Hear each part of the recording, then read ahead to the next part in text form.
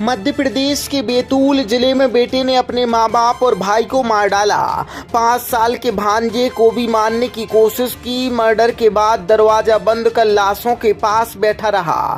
फर्श और दीवारों पर खून के कतरे बिखरे मिले हैं। मामला कोतवाली थाना क्षेत्र का है। फ्रेश थिंकिंग, स्मार्ट एजुकेशन और हर ड्रीम को रियल बनाने का अप्रोच कैम्ब्रिज हाई स्कूल में हम फॉलो करते हैं NEP 2020 और NCF guidelines, smart classroom, innovative labs और एक्सीलेंट स्पोर्ट्स फैसिलिटी के साथ। सेशन 2026 से 2027 के लिए एडमिशंस अब ओपन है। जानकारी कहती है कि मृतकों की पहचान पिता राजू उर्फ हंसू धुर्वे, मां कमलती धुर्वे और भाई दिलीप धुर्वे के रूप में हुई है।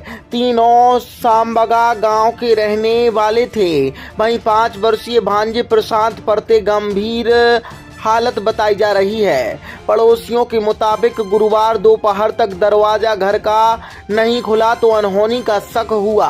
पड़ोसियों ने दरवाजा खटखटाया लेकिन किसी ने नहीं खोला। जब ग्रामीण दरवाजा तोड़कर घर के अंदर गए तो आरोपी दीपक धुर्वे घटनास्थल पर ही मौजूद था। इस दौरान वह तीनों शवों के पास चुपचाप बैठा मिला। मौके पर एक बिल्ली का शव भी मिला है। आशंका है कि बिल्ली को भी मार दिया है। वारदात की जानकारी पड़ोसियों ने फौरन कोतवाली पुलिस को दी। सूचना मिलते ही कोतवाली पुलिस मौके पर पहुंची। पड़ोसियों ने पुलिस को बताया कि दीपक का मानसिक संतुलन पिछले 4 से 5 साल से ठीक नहीं था। वह हाल ही में नागपुर से इलाज कराकर लौटा था। वह परिवार में सबसे बड़ा है। CRPF भर्ती परीक्षा भी दी थी।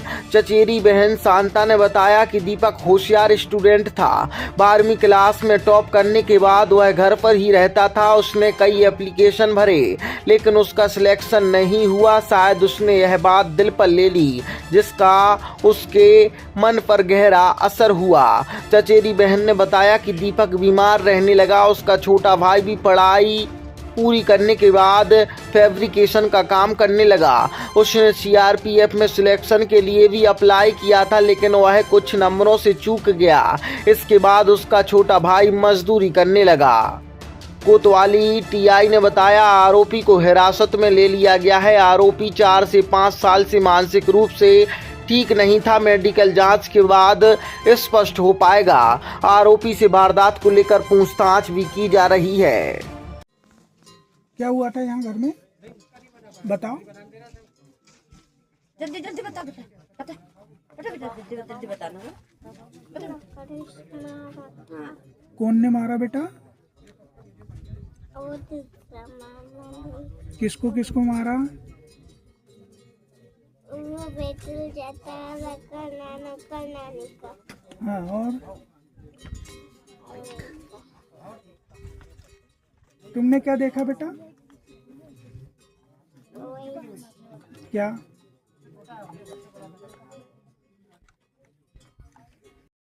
ये हमें अभी 112 पे सूचना आई थी कि यहाँ पर छावंगा गांव में जो दीपक है ये घर के अंदर बंद है और इसने घर के सारे दरवाजे बंद रखे हुए हैं और घर से कोई बाहर नहीं निकला है।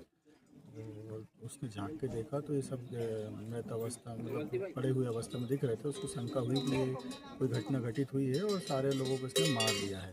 तो उसकी सूचना पर तत्काल 112 और हम लोग सीमांत पुलिस अधीक्षक महोदय भी यहाँ पर आए हुए थे। और घटनास्थल पर से बाहर उसको आरोपी दीपक को निकाला और घटनास्थल का निरीक्षण करने पर पाया कि राजू उसका पिता है और उसकी माँ है कमलती और उसका भाई दिलीप, तीनों को बोथरे और बंदी हथियारों से लकड़ी और रॉड से इसके द्वारा मारा है और उसी चोटों के कारण इनकी मृत्यु हुई है। आरोपी थोड़ा सा मानसिक रूप से बीमार बताया जा रहा है और सामने का दरवाज़ा उसने इस तरीके से बंद किया हुआ था कि अगर ये लोग निकलने की भागने की कोशिश भी की होंगे तो खुल नहीं पा रहा था। हम लोग ने खुद ही उसको वायर से बंधा हुआ था। अब उसको निकाला है, निकालने के बाद इनके शव को बाहर निकाला। सब एक बच्चे थे उसके भी उसने चेहरे पर पैर रखना बता रहा है और बच्चा डर के कारण जो है वो कपड़े ओढ़कर वहीं दब गया था। इसके कारण वो सुरक्षित बच गया है। सर, हत्या का प्रकार किस टाइप का लग रहा है आपको प्रथम दृष्टया? ब्रूटल तरीके से की गई हत्या या हत्या है, तीनों की हत्या ब्रूटल है। ब्यूरो रिपोर्ट सागर एक्सप्रेस न्यूज बैतूल।